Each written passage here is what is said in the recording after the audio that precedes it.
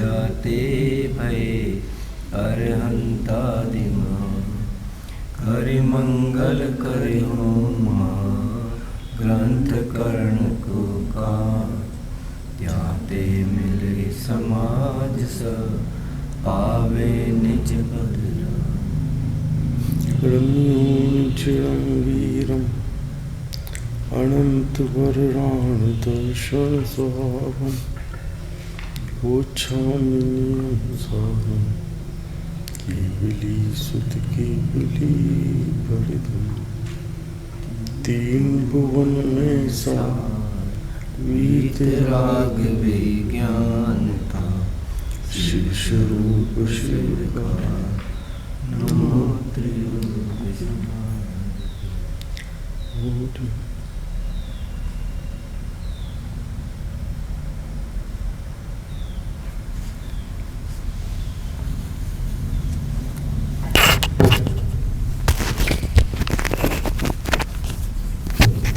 गुरुदेव श्री का नियम सार पे किसका था पे चल रहा था 157 का था। मुझे कुछ विशेष समझ में तो कुछ आया नहीं, शायद भाषा बहुत परमावसक चल रहा है, अंतिम गाथा। ठीक है, तो बहुत नहीं समझ में आया। सिर्फ जब घुसा था जिन मंदिर में तो एक शब्द ही सुना था, स्वयं बुद्ध। बाहर से परिग्रह से नग्न और अंदर से राग से नग्न, कई कई कषायों से नग्न का। बाहर से परिग्रह से नग्न तो देखने में आ जाते हैं, लेकिन यदि कषायों से नग्न नहीं है, राग और द्वेष उसी तरह स्थापित है, तो उसको नग्न संज्ञा, दिगंबर संज्ञा, साधु संज्ञा नहीं दी जा सकती। उसके स्थान पर जिस जीव को जितने राग द्वेष में कमी आई है, सम्यक दृष्टि चौथे गुण स्थानवर्ती ज्ञानी महात्मा को एक चौकड़ी कषाय की कमी आई है, तो वो अंतरंग से भी उतना नग्न है। और 2 चौकड़ी कषाय की कमी आई है, तो निश्चित रूप से बाह्य से परिग्रह से भी उसको परिमाण हो गया है। अंदर से तो 2 चौकड़ी कषाय का नग्नपना है, और हमारे दिगंबर साधु महाराज 3 चौकड़ी कषाय का संजुलन कषाय मात्र है। उन्हें अगर कषायों से पूरी तरह नग्न भी कह दें तो कोई बहुत बड़ा दोष नहीं है, क्योंकि वो जो संजुलन है वो भी क्षीण हो रही है, शनि शनि किसी काल में शुद्ध उपयोग में नहीं रह पाते, छठे में आते हैं, तो वो कषाय कंपैरेटिवली तीव्र होती है। लेकिन उसी आने के क्षण से ही वो छठे को बनाए रखने का प्रयास नहीं करते हैं, वो 7वें का प्रयास करते हैं। सचिन जी, हमेशा जहाँ खड़े हो उससे आगे की करोगे तो वो तो बना रहेगा, लेकिन आप वही सीमित हो, चौथे में आ गए, तो यदि आप चौथे को बनाने के लिए पुरुषार्थ करते रहे तो चौथा गिर जाएगा, रहेगा नहीं, मिथ्यात्व में आ जाओ। उसके लिए प्रयास करना होगा 5वें गुण स्थान में वृत्ति शावक के रूप, तो चौथा स्वयं पल जाएगा, टिक जाएगा, कुछ नहीं करना पड़ेगा। 5वें का प्रयास, और 5वें में आए तो 7वें का प्रयास करना पड़ेगा। बहुत अच्छी बात लगी थी मुझे, बाकी बहुत विशेष समझ में नहीं आया। भाषा को या तो क्लियर नहीं है, सीधी जो भी है, लेकिन गुरुदेव श्री का एक शब्द भी कान में पड़े ठीक से तो अच्छा है। श्री मोक्ष प्रकाशित तो मुनिराजों को अप्रमद दशा से लेकर के संयोग केवली तक भट्टारक कह दिया। हाँ, भट्टारक शब्द आया है शास्त्रों में, वो भट्टारक परिग्रह रहित भट्टारक की बात है। हाँ, ये जो अपन जो बात करते हैं वो अलग भट्टारक। वो देखिए नौड़िया जी, मैं इन भट्टारकों से कई से मिला हूँ। उन्होंने बड़ा मेरा स्वागत किया, शॉल उड़ाए, श्रीफल दिया, ये किया वो किया। उनको ज्ञान भी है। हाँ, उन्होंने गुरुदेव का पढ़ा भी है। जो गोमटेश्वर के भट्टारक है, उनसे मेरी अलग भी बहुत देर चर्चा हुई। मानते गुरुदेव ठीक है, तो मैंने कहा लेकिन शायद आप अपना नहीं पाएंगे उसको, क्योंकि ये पालकी, ये नमन, ये करोड़ों की संपत्ति, अरबों की, इस सब का अंदर में जो लोभ बैठा हुआ है। अब एक समान कितने लोग। मैं मूल बद्री गया, मूल बद्री में एक बिल्कुल बच्चे को भट्टारक बनाया था। पहले भट्टारक जी चले गए थे, तो चले गए मतलब शरीर पूरा हो गया। उस बच्चे को भट्टारक बनाया था। वो बच्चा बहुत जिज्ञासु, वो कहे मुझे पढ़ाओ, कहे मुझे पढ़ाओ।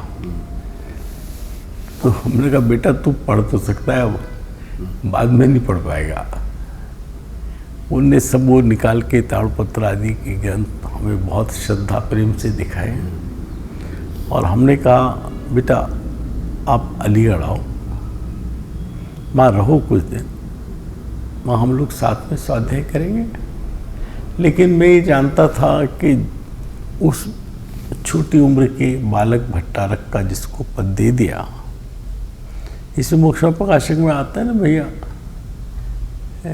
5वें 6ठे अधिकार में उनको मुनि पद आचार्य पद दे देते हैं, गृहस्थों को उसको मंदिर को अपने घर की तरह चलाते हैं, गृहस्थों को बैल की तरह हाँकते हैं। तो वो उसको भी बच्चे को इतना वंदन नमन होने लगा, साष्टांग। तो फिर तो वो और उसको सब संपत्ति दिखाई धीरे धीरे देने लगी। कोई जो इस राग से मैं फंस गया कीचड़ में, फिर निकलना बहुत मुश्किल है। दलदल में फंसने की बात बहुत मुश्किल है। वो स्वामी प्रकाशक में टूडरमल जी साहब ने एक एक शब्द को लिखा नहीं, जड़ा है एक शब्द को। हमारा सिद्धों का स्वरूप चल रहा है, पेज नंबर 2 है, नीचे वाले जिनके धर्मतारा ऐसे ले लेते तो वापस, जिनके प्रतिपक्षी कर्मों का नाश, जिनके प्रतिपक्षी कर्मों का नाश हुआ।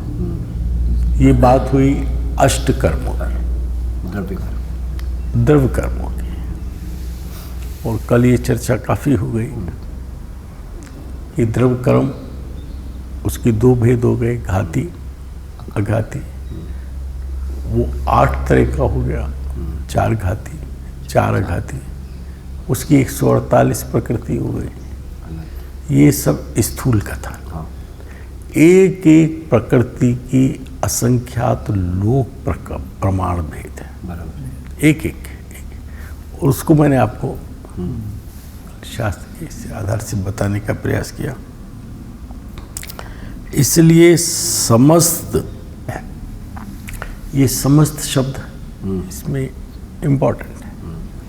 एक भी गुण, जो आत्मिक गुण, यहाँ पे इन्हें गुण की संज्ञा दी है, और जो अघाती कर्म के अभाव से जो प्रकट हुआ उसे धर्म की संज्ञा दी। अंतर कुछ नहीं है। शक्ति, धर्म, गुण, स्वभाव, ये सब एक चीज है, एक चीज। वहाँ पर ये भी प्रश्न उठा जब गुरुदेव ने बहुत ठोक ठोक के कहा कि ये गुण है। बहुत लोगों से मेरी चर्चा हुई, आदरणीय कल्पना बहन से बहुत चर्चा हुई। तो जो विरोधी युगल है युगल उसका भी इसमें आया है 47 शक्तियों में, तो उनकी तो पर्याय होती नहीं। तो गुरुदेव ने कहा नहीं, ये गुण है और इनकी पर्याय, और उन्होंने 80% से ज़्यादा उन 47 शक्तियों में किस तरह से पर्याय है वो अपने प्रवचन में सिद्ध किया है, सिद्ध किया। आप 11वां भाग जो 19वीं बार का प्रवचन है उसके 11वें भाग में इसका व्याख्यान है, जो बंबई से गुजराती का छपा हुआ है, शायद इसका 13वां है, उसका 11वां है, जिसमें इन 47 शक्तियों का निरूपण है एक एक का। अलौकिक बात है, अलौकिक प्रवचन है। उन्होंने गुरुदेव श्री ने, मैंने डॉक्टर भारिल जी से एक बार आत्मार्थी ट्रस्ट में एकांत में चर्चा की थी इसमें, तो उन्होंने कहा कि गुण, शक्ति, स्वभाव, धर्म, इन सब का एक नाम ही शक्ति के रूप में कहा है, लेकिन वो विरोधी धर्म वाली चर्चा को मानते हैं। और जैसे सर्वज्ञ और सर्वदर्शी शक्ति है, तो उसका ज्ञान और दर्शी शक्ति में क्यों नहीं समावेत हुआ कि वो पूर्ण स्वभाव खिला। अब जो गुण अनंत में अनंत बार अनंत का गुणा करो तो आखिरी अनंत ना आए, ये जब शब्द है तो उन गुणों में वो जो अंतर है सूक्ष्म, हर गुण का कल अपने एक कार्य की बात हुई थी, सचिंदर जी ने कहा अपना कार्य करते, तो उनमें जो बहुत बारीक अंतर है वो केवल ज्ञान करना है। हम उसको स्पष्ट कर दें, हम छद्मस्त जीव साधारण बुद्धि के तरह हम लोग कर दें, ये हमारी शक्ति का विषय नहीं है, क्योंकि इतने गुण के नाम ही हम 3 काल के समय से ज़्यादा है। समझ रहे भाई साहब? नहीं आया? फिर से, जीव अनंत, जीव से अनंत गुना पुद्गल, पुद्गल से अनंत गुना 3 काल के समय, 3 काल के समय से अनंत गुना आकाश के प्रदेश, आकाश के प्रदेश से अनंत गुना एक द्रव्य के गुण। और इसे कहना हो तो मेरे गुण, एक द्रव्य के गुण कहा ना, तो मेरे गुण कितने हैं? 3 काल के, भूत वर्तमान भविष्य के काल के समयों से अनंत गुना तो आकाश के प्रदेश हैं, और आकाश के प्रदेश जो क्षेत्र में सबसे बड़ा है, जिसकी हर दिशा में कोई माप नहीं है, केवली सर्वज्ञ परमात्मा भी उसको अंत नहीं जानते, अनंत रूप से जानते हैं। वो अंत अगर जान ले तो जिसका अंत नहीं है उसको अंत रूप से जान लिया तो उनका ज्ञान मिथ्या हो जाए। अगर अनादि की आदि जान ली तो ज्ञान मिथ्या हो गया, और अनंत का अंत जान लिया तो ज्ञान मिथ्या हो गया। और आप और मैं अपने सर्वज्ञ परमात्मा को गाली तो नहीं देना चाहेंगे, इसलिए वो जो आकाश के प्रदेश अनंत अनंत अनंत अनंत अनंत अनंत, उससे अनंत गुणा एक द्रव्य के गुण, ये मेरा या पंडित कैलाश जी का वाक्य नहीं है, ये पूज्य गुरुदेव का है, और मैं निकाल के दिखा सकता हूँ। और एक द्रव्य से अनंत गुणा सब द्रव्यों के गुण, और सब द्रव्यों के गुण से अनंत गुणा सब द्रव्यों की पर्याय, और सब द्रव्यों की पर्याय से अनंत गुणा अभिभाग प्रतिच्छेद। और फिर उसके बाद दीपचंद जी ने नट ताल थाप कुछ वो लिए हैं, वो अलग विषय आ जाता है। एक द्रव्य में कौन सा द्रव्य लिए? कोई सा द्रव्य, आप जड़ ले लो, चेतन ले लो, धर्म ले लो, उसमें गुण उसकी जाति के हैं, ये तो अंतर है। मेरे गुण मेरी चेतन जाति के हैं और पुद्गल के गुण जड़ जाति के हैं, लेकिन गुणों के माप में अंतर नहीं है। परमाणु एक प्रदेशी है या काल एक प्रदेशी है तो उसमें गुण कम होंगे, और असंख्यात प्रदेशी या अनंत प्रदेशी आकाश में गुण ज्यादा होंगे, अथवा निगोद या जीव में गुण कम होंगे और सिद्ध परमात्मा में गुण ज्यादा होंगे, ऐसा नहीं है। फिर जो सिद्ध में सोही मुझ में सोही मोक्ष मजारी, कहां से कहेंगे? वो गुण उनके गुणों की संपूर्ण व्यक्तता हो गई है, खिल गए हैं। खिल गए पीले पीले पात, वो पीले पात जो ढके हुए थे वो आवरण सब खिल गए, ऐसा हो गया है भाई जी। कोई इसमें कहीं संदेह भाई जी?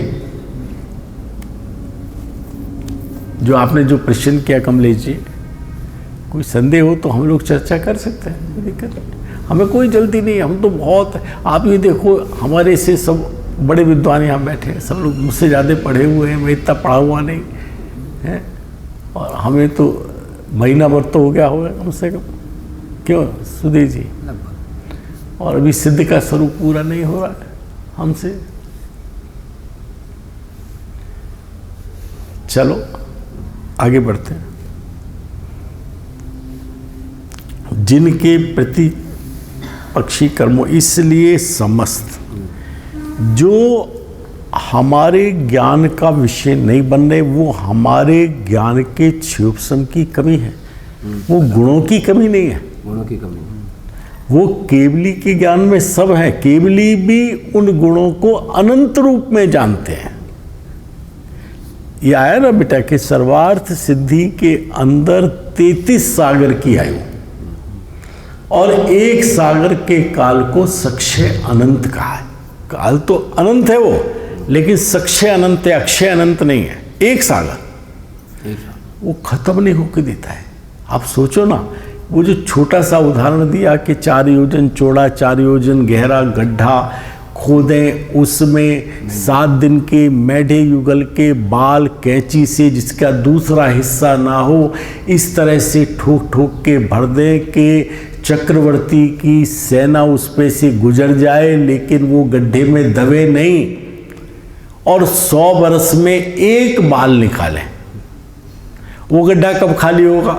हो गया ना सक्षय अनंत। अभी तो उससे तो पल्ले के लिए अर्धपल है ना, उसके असंख्यात गुना पल, उसके असंख्यात गुने को सागर, कुछ इस तरह है ना। बुद्धि चकरा जाए बेटा एक। और आचार्यों ने, दुनिया में कोई ऐसा नहीं हुआ, उन्होंने उन बालों की गोमट सार में संख्या दी।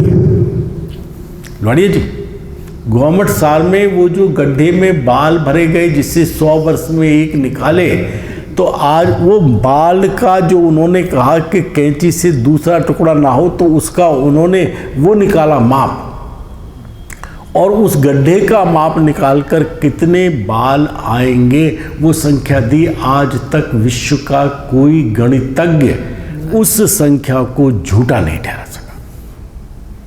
और ऐसे 33 सागर, सर्वार्थ सिद्धि में जगन और उत्तम का भेद नहीं है, मां सब 33 सागर आयु। इसी तरह लोकांतिक देव 8 सागर आयु वाले, कोई अंतर नहीं है। वो 33 सागर तक उनकी वहाँ पे एक जो हम कहते ना, ये सामग्री से सुख, इतना नितांत झूठा है। सबसे कम सामग्री सर्वार्थ सिद्धि में, उन्हें कहीं भगवान के समोक्षण में भी जाने का भाव ही नहीं आता। लोकांतिक देव को तो अनुमोदना के समय जाने का भाव आवे, लेकिन सर्वार्थ सिद्धि के देव वो अपने विमान में सिर्फ तत्व चर्चा, और कहते तो ये हैं भाई, मैं तो कोई सुना नहीं है जाकर के कभी क्योंकि जो चला गया वो तो अगले भव से मोक्ष जाने वाला ही है।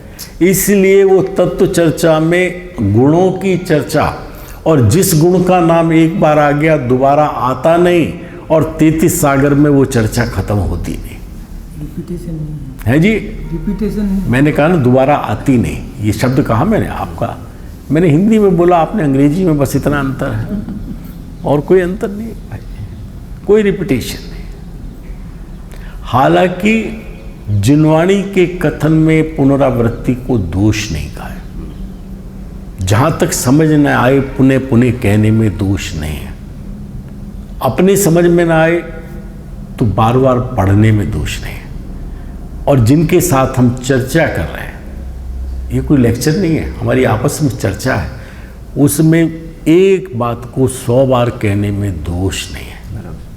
हालांकि दोष नहीं है, लेकिन वहाँ पर पुनरावृत्ति नहीं होती बार बार, ऐसा बताया गुरुदेव के लेक्चर में। तो इतने गुण, इससे क्या पता लगता है भाई जी? अपनी महिमा की कितनी। Very good, very good. मैं यही उत्तर चाहता था, यही उत्तर चाहता था। मुझे जो कुछ मेरे ज्ञान में आता है, क्षुप्सम ज्ञान में, मेरा गुण ज्ञान, बेटा क्या नाम तेरा? शुभम। मेरा गुण ज्ञान, ज्ञान का कार्य क्या है? किसको? No no no no no no no बेटा, ज्ञान का कार्य मात्र जानना। किसको जानना? कि सबको जानना। सब में स्वयं पर आ गए, इस दृष्टि से आप स्वयं पर कहो, लेकिन उसका कार्य तो स्वभाव मात्र जानना है। उसके स्वभाव के 2 हिस्से नहीं है कि ये वाला तो स्वयं को जानेगा, ये पर को जानेगा। वो जानता है, किसको जानता है? कुछ भी बाकी रखे बिना जानता है। उसके अंदर स्वयं भी आ गया, और जो केवल पर को जानता है, उस ज्ञान को गुरुदेव श्री ने ज्ञान ही नहीं कहा, अज्ञान कहा है। वो ज्ञान ही नहीं है, क्योंकि जानने वाले को नहीं जानते तो शू जाने छे, कछु नहीं जानते, कुछ नहीं जानता है, जानने वाले को नहीं जानता है। तो वहां पर मेरे उन गनंत अनंत अनंत आकाश के प्रदेशों से अनंत गुने गुण मेरे में, उस गुण में एक गुण का नाम ज्ञान गुण, उस ज्ञान गुण के एक समय की एक पर्याय, पर्याय गुण से अनंत गुणी कहा। क्यों कहा? प्रत्येक गुण की एक समय में एक पर्याय, और उतने गुणों की प्रत्येक समय उतनी पर्याय, और फिर वो 3 काल के समय जितने उतनी उनकी पर्याय। तो मेरे एक गुण, मैं अपनी बात कर रहा हूं, शुभम आपकी बात नहीं कर रहा हूं, पंडित जी साहब, कमलेश जी साहब, मेरे एक गुण की, ज्ञान गुण की एक समय की एक पर्याय 3 काल 3 लोक को उसके अपने अनंत गुण पर्यायों सहित समस्त जीवादि द्रव्यों को, जीव पुद्गल धर्म अधर्म आकाश काल, उनके अनंत अनंत अनंत अनंत अनंत अनंत गुणों को, उनके भूत वर्तमान भविष्य की पर्यायों को एक समय में युगपत विशेष पने से प्रत्यक्ष जानते। ऐसे मेरे ज्ञान गुण की पर्याय की महिमा, एक पर्याय की महिमा, ये केवली के उसमें आया, अरहंत के स्वरूप में आया भाई जी, है ना, आया। तो वो मेरे मेरे मेरे ज्ञान गुण की पर्याय की महिमा कितनी? इतनी। और फिर मेरे ज्ञान गुण की जो इतनी अनंत पर्यायों को धारण करता है, जिसमें से बिना बिना अंतर डाले निरंतर एक पर्याय का अभाव, एक की उत्पत्ति, तो उस मेरे ज्ञान गुण की महिमा कितनी। और वो ज्ञान गुण कैसा पूर्ण प्रकट होने पर जितने आज तक केवली अरहंत सिद्ध सर्वज्ञ परमात्मा हुए, उनके उस समय ज्ञान में क्या आ रहा है, अपने उस ज्ञान के अलावा उनके ज्ञान के भी क्या आ रहा है वो जान रहा है। एक समय की पर्याय, एक समय की पर्याय। और उन अनंत पर्यायों का पिंड मेरा ज्ञान गुण, और ऐसे ऐसे शक्ति के मालिक, ऐसे अनंत अनंत अनंत अनंत अनंत अनंत अनंत में अनंत बार अनंत का गुणा करो अंत ना आए, ऐसे गुणों का मालिक पिंड एक रूप में अपनी महिमा नहीं आती। हमें स्त्री की, पुत्र की, मकान की, गाड़ी की, पैसे की, भोजन की, भोग की ये महिमा आती है, ये महिमा नहीं आती। एक बार तू अपनी महिमा तो लाके देख, हुंकार तो भर के, हाँ है मेरी महिमा। जिनकी महिमा मान रहा था उनसे दृष्टि उसी समय हट जाएगी। यहां समस्त में बहुत कुछ कह दिया। समस्त गुण तो नाम 3 लिए, सम्यक, दर्शन, चारित्र, ज्ञान दर्शन आदि। ज्ञान, दर्शन आदि आदि कर दिया, सभी आदि 3 लिए, सम्यक, ज्ञान, दर्शन आदि। आत्मिक गुण, वो आत्मिक गुण भी कैसे हैं जिसमें कुछ आच्छादित रह गया है, ऐसा नहीं। संपूर्णतया, शब्द देखो, संपूर्णतया क्या है? संपूर्णतया अपने स्वभाव को प्राप्त हुए। जैसा शक्ति रूप स्वभाव है वैसा व्यक्त हो गया है। मेरा स्वभाव भी, निगोदिया का स्वभाव भी 3 काल 3 लोक को जानने का है। नारकी का स्वभाव भी 3 काल 3 लोक को जानने का है। जिस कीड़ी के ऊपर मैं चल जाता हूँ, देखता नहीं हूँ, उसका स्वभाव भी, वो भी हो सकता है मुझसे पहले सिद्ध दशा में पहुँच जाए, मुझसे पहले पहुँचे। उसका स्वभाव भी 3 काल 3 लोक। लेकिन मैं स्वभाव इतना होने पर जानता इतना हूँ, वो भी सामने नेत्र के आए, प्रकाश आदि का कारण मिले, उसको भी प्रत्यक्षवत नहीं जानता। उसके अंदर भी अंतर होता है। जो हिस्सा सामने है कलम का उसको जानता हूँ, इधर के हिस्से को नहीं जानता। और इसको मैं लाल कह रहा हूँ, हो सकता है रेड के कम से कम 1000 रंग हो उसके अंदर, उसको भी मैं नहीं जानता। मेरा इतना कम क्षेत्र, लेकिन इतने कम क्षेत्र में मेरी इष्ट अनिष्ट की मान्यता कितनी? ये इष्ट, ये अनिष्ट, जो भी ज्ञान में आया उसमें ये इष्ट, ये अनिष्ट, ये इष्ट, ये अनिष्ट। जिससे इष्ट माना उससे राग किया, जिसे अनिष्ट माना उससे द्वेष किया। अनादि से ये क्रम चल रहा है। और जब ये चल रहा है तो ऐसी बान ही ऐसी पड़ी है। चेत चेतन प्राप्त अवसर आत्मचिंतन की घड़ी है। बान ही, आदत ही ऐसी पड़ गई। तो जब वो आदत पड़ने के कारण से मेरा चेतन ध्रुव भगवान आत्मा परमात्मा, जो परम परमात्मा यहाँ विराजमान है, जिसका आश्रय एक बार ले तो वो स्वभाव प्रकट हो, मेरी दृष्टि उस पे न जाकर उस राग द्वेष पे टिकी रहती है। मैं अपने को उतना मात्र मान लेता हूं जिसको आचार्यों ने पुद्गल का कार्य किया है। वही जो पूर्वक जो होता है, वो जो होता है वो कर्म के उदय के पूर्वक होता है, इसलिए वो कर्म है, जड़ है।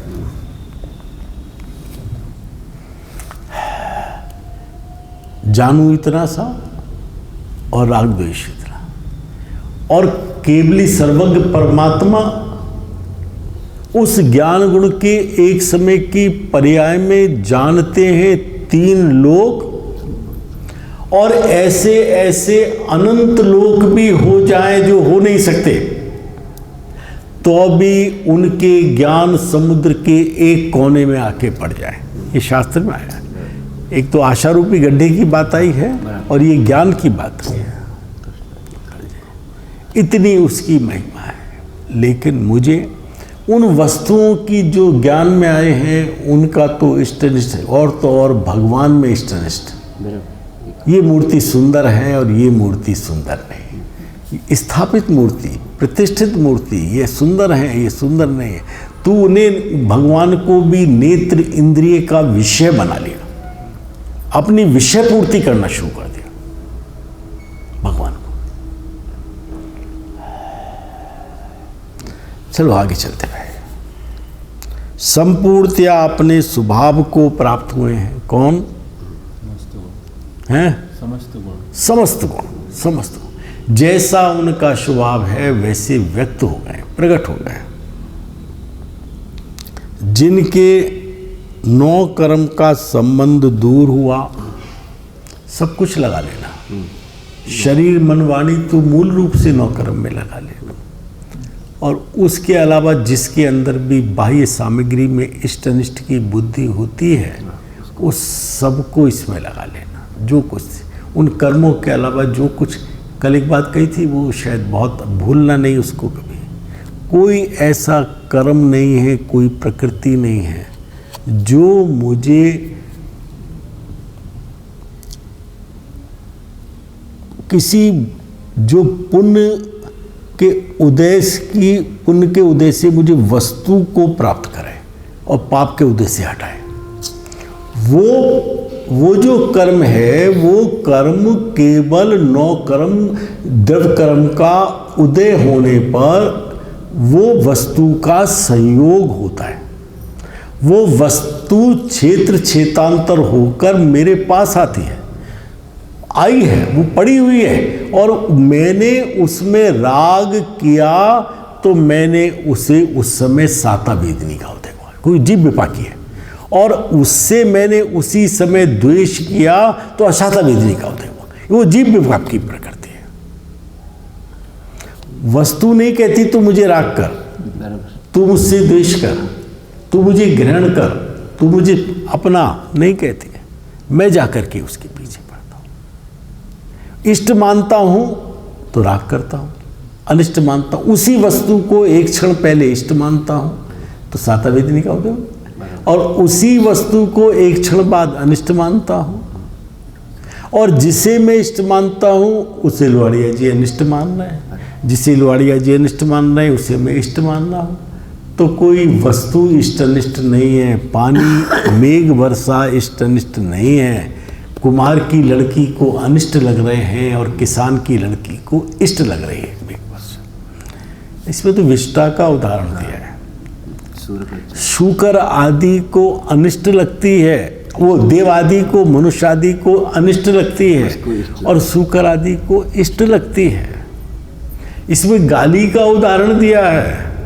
गाली को तो हम सब बुरा मानते ना, गाली नहीं देना, कि ससुराल में गाली मिले सालियों के द्वारा तो इष्ट लगती है, इसमें दिया है उदाहरण भाई जी। आया है, बता से बात। और बाहर से कोई दे तो अनिष्ट लगती है।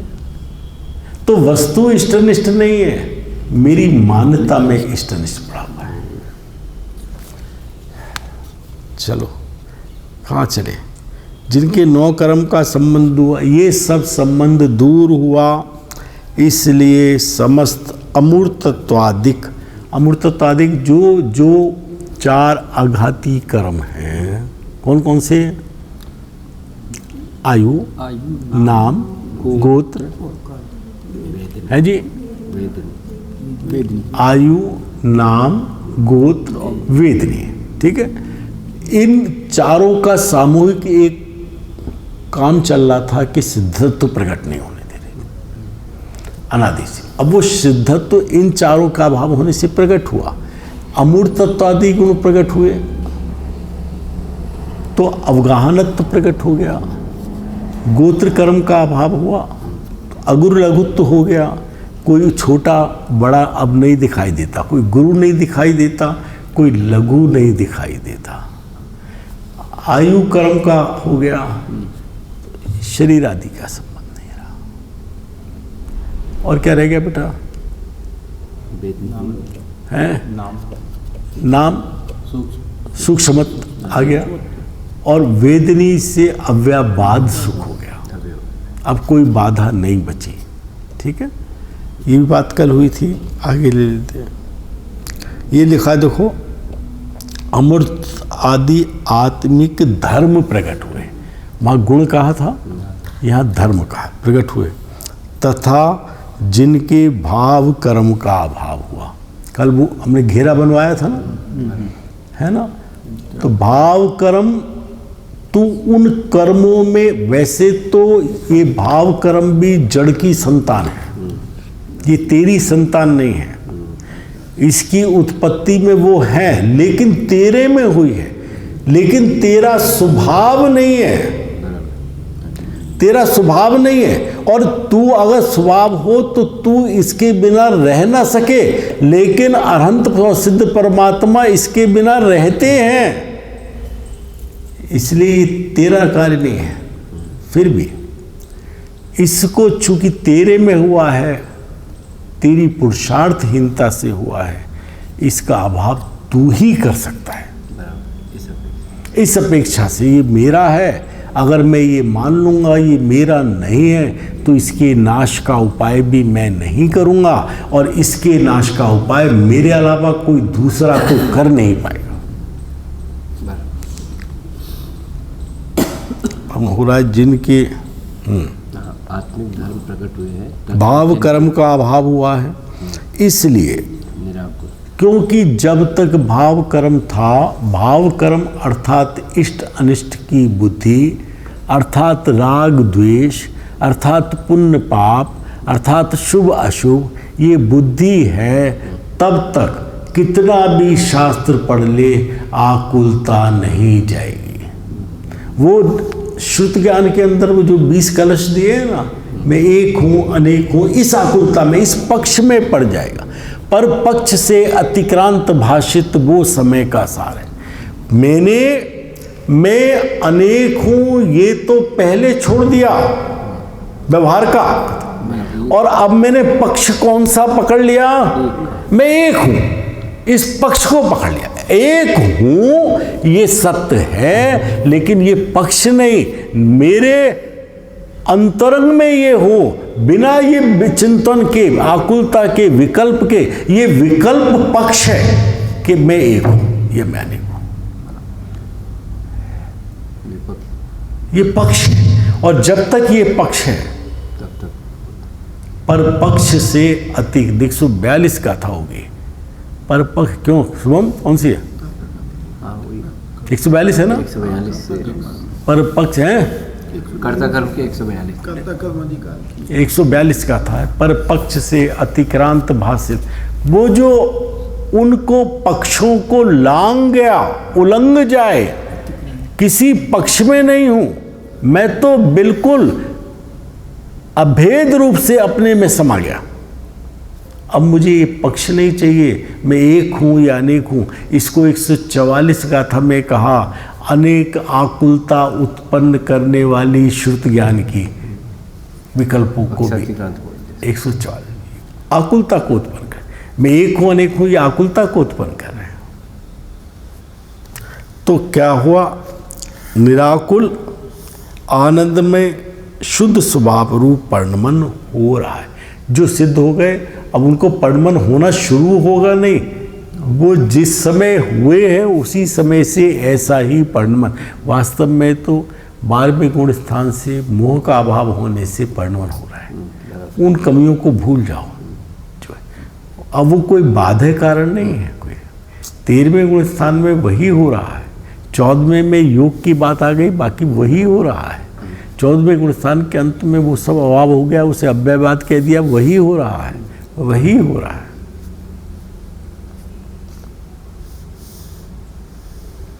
जिनके ध्यान द्वारा, हमारा भाई साहब स्वरूप के आखिरी पॉइंट, ये तो उनकी बात हो गई।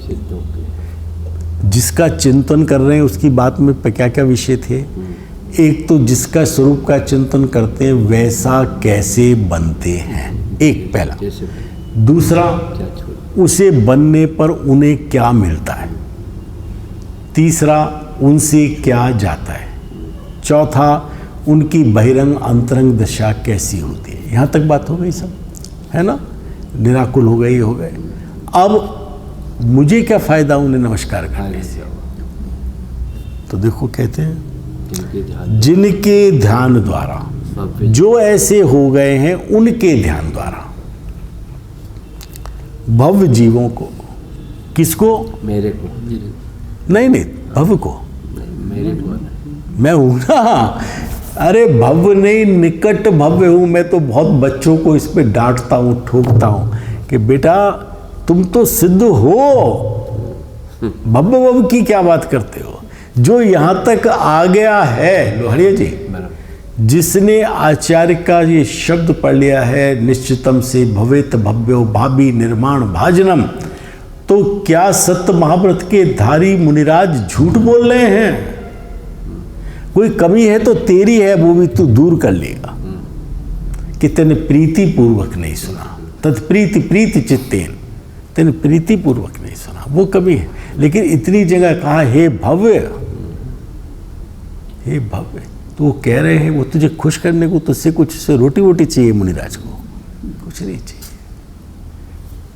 वो भव्य कह रहे हैं तो तू भव्य है, तो तू सोच रहा यहाँ तक आ गया, सच्चे देव शास्त्र को मिल गए, फिर तुझे शंका क्यों हो कि मैं भव्य हूँ अभव्य हूँ? ये केवल ज्ञानी जाने, ऐसा नहीं। कभी ये विचार आता है बच्चा हुआ है घर में, मर गया तो क्या होगा? ये विचार आता है? नहीं नहीं, मैं तो इसको IAS बनाऊंगा, तो इंजीनियर बनाऊंगा, क्यों? उसमें तो कोई विकल्प संदेह नहीं, अपने भव्य होने में संदेह। अरे मैं तो अरहंत परमात्मा, ये मेरी पर्याय है। अरहंत सिद्ध आचार्य उपाध्याय साधु मुझ आत्मा की पर्याय है। इसलिए कुछ कल्पना ही नहीं करना भव की। जिनके ध्यान भव जीवों को स्वद्रव परद्रव का, भव जीवों को किस चीज का ज्ञान होता है भाई जी? स्वद्रव कैसे हुआ? उनके ध्यान से। जो उनमें वो उनका स्व, और जो उनमें नहीं वो उनका पर, और ऐसा ही मेरा स्वभाव। तो जो सिद्ध में वो मेरा, जो सिद्ध में नहीं वो मेरा नहीं। तो मुझे अपने स्वद्रव का उनके समान, उनका ध्यान करने से फायदा क्या? उनका ध्यान क्यों करूं? मुझे स्वद्रव और परद्रव का, मुझे अपना, मैं गायक भगवान आत्मा कैसा हूं इसका, और क्या मेरा नहीं है। मुझे परद्रवों का ज्ञान नहीं करना। कि सुधीर कैसा है, शुभम कैसा है, भाई जी कैसे हैं, पांडे जी कैसे, कम, ये मैंने अपना, भैया थाली लगा के लाई माँ, जब किसी के घर भोजन करने 8-10 कटोरियाँ लग रही हैं, ये क्यों फजीते में पड़ रहे हो? मैं ये नहीं खाता, ये नहीं खाता। तू अपनी वाली कटोरी उठा के अपने सामने रख के ले जा, ये मेरा, बाकी मेरा नहीं। बात खत्म हो गई। तो जो सिद्ध का वो मेरा, जो सिद्ध में वो मुझ में, जिसे जो सिद्ध में नहीं वो मुझ में नहीं, वो मेरा नहीं, इस बात का ज्ञान उनके ध्यान द्वारा होता है। एक बात। अगला औपाधिक भाव, औपाधिक भाव और स्वभाव भावों का विज्ञान होता है। सम्यक ज्ञान, विशेष ज्ञान मतलब सम्यक ज्ञान। मतलब ये स्पेशल क्लास लग गई इसलिए विशेष ज्ञान हो गया, ऐसा नहीं। सम्यक ज्ञान होता है, विशेष ज्ञान सम्यक ज्ञान होता है। किसका? पर के आलम्बन से होने वाले मेरे अंदर के विकारी भाव और मेरे अपने स्वभाव भाव, उनका समय, ये मेरे भाव हैं, ये मेरे भाव नहीं है, ये पर का मैंने दृष्टि की, शरीर पे दृष्टि की तो हुआ, ये मेरे भाव नहीं है, मेरे स्वभाव भाव नहीं है। उनका विशेष ज्ञान सम्यक ज्ञान होता है। ठीक है भाई जी, थोड़ा सा आगे बढ़ा दे आज। जिसके द्वारा उन सिद्धों के समान स्वयं होने का साधन होता है। सिद्धों के समान स्वयं साधन कौन सा है? नंबर 1, मैं जो ध्रुव गायक परमात्मा हूं, यही अवलंबन करने योग्य साधन है। उसके लिए मुझे उसका ज्ञान यानी स्वद्रव का ज्ञान होना चाहिए, और उसके आलम्बन से जो भाव प्रकट होते हैं मुझे उसका ज्ञान होना चाहिए। और अब तक क्यों नहीं हो रहा था? क्योंकि मैं पर का आलम्बन कर रहा था तो विभाव हो रहे थे। मैं परद्रव को, इस पवन को ये मान रहा था ये मैं हूं, तो नहीं हो रहा था। अगर स्वद्रव और परद्रव का, औपाधिक भाव और स्वभाव भावों का सम्यक ज्ञान होगा तो सिद्ध के समान होने का साधन उसी क्षण होने, जिस क्षण सम्यक दृष्टि होता है उसको सिद्ध दशा हथेली पे आ जाती है। हथेली पे आ जाती है, आंवले के समान आ जाती है। उसको मुनि दशा, श्रावक दशा, मुनि दशा, श्रेणी, अरहंत दशा, सिद्ध दशा उसको प्रत्यक्ष भासने लगती है उनके समान होने का। क्योंकि अब तो हो गया, अब बहुत काल नहीं बचा है, समय आ गया है। सात से किंचित न्यून, अगर मैक्सिमम भी हो तो अर्ध परावर्तन से किंचित न्यून। अगर मैक्सिमम इतना होगा नहीं, तू एक बार कर ले, फिर मुझे बता दियो कितना रह गया काल। फिर नहीं रह गया काल, काल नहीं रह जाएगा, हो गया काम, नियम से हो गया काम, सिद्ध के समान तू हो गया। होने का साधन होता है, इसलिए साधने योग्य जो अपना शुद्ध स्वरूप, क्योंकि जान लिया स्वद्रव परद्रव क्या है, स्वभाव भाव विभाव भाव क्या है, तो साधना मुझे सिद्ध को है क्या? मुझे साधना है अपने शुद्ध स्वरूप को, जिसके आश्रय अवलंबन से वो दशा प्रकट होती है। वो दशा पर के आलम्बन से त्रिकाल में प्रकट नहीं होती, ना हुई है, ना हो रही है, ना होगी। वो साधने योग जो अपना शुद्ध स्वरूप क्या है, उसे दर्शाने को प्रतिबिंब समाने। ये क्या लिखा है समय सार में? कहाँ लिखा है समय सार में? कहाँ लिखा है? पहली गाथा में। वो मेरे स्वभाव सिद्ध परमात्मा जो ध्रुव अचल अनुपम गति को प्राप्त हुए हैं, वो मेरे स्वभाव को दर्शाने के लिए एक दर्पण के प्रतिबिंब के प्रतिछंद के स्थान पर है कि भाई मेरा स्वभाव कैसा है, देखना है तो सिद्ध को देख ले। वो बता रहे हैं कि जो मेरे में है वो तेरे में, जो मेरे में नहीं वो तेरा नहीं। साधने योग जो अपना शुद्ध स्वरूप उसे दर्शाने को, तथा जो कृतकृत्व है। कृतकृत्व माने लौड़िया जी जैसे वो है वैसे नहीं, अब कुछ करने को बाकी नहीं बचा, अब उन्हें कुछ करने को बाकी नहीं बचा है। कृतकृत हो गए, पूर्ण हो गए। हम तो कहाँ खड़े हैं, वो कहाँ खड़े हैं, वो कृतकृत हो गए। अब कुछ करना ही नहीं है, सिर्फ आनंद लूटना है। जो अपने स्वभाव में नदी बह रही है, सागर भरा हुआ है सुख का, आनंद का, जो निरंतर निकाले तो खूंटे नहीं, कितना भी पानी निकाले तो कुआं खाली ना हो, ऐसा जो सागर है, कुआं है आनंद का, उसमें आनंद में रहते, कृतकृत हो गए। शाब्दिक अर्थ भी साहब ऐसा है, कृतकृत में कृत्य माने करने योग्य, और कृत्य माने वो सिद्ध हो गया है, प्राप्त हो गया। हाँ वो ठीक है, वही काम है, वही काम। इसलिए ऐसे ही अनंत काल पर्यंत, क्योंकि अब कुछ करना बाकी हो तो उस काम में लगेंगे, लेकिन चूंकि कृतकृत हो गए हैं तो अनंत काल तक वैसे के वैसे रहेंगे, वैसे के वैसे, कुछ नहीं करना है, अनंत काल रहते हैं। अंतिम लाइन, ऐसे निष्पन्न हुए सिद्ध भगवान हैं, उनको हमारा नमस्कार हो। चलो।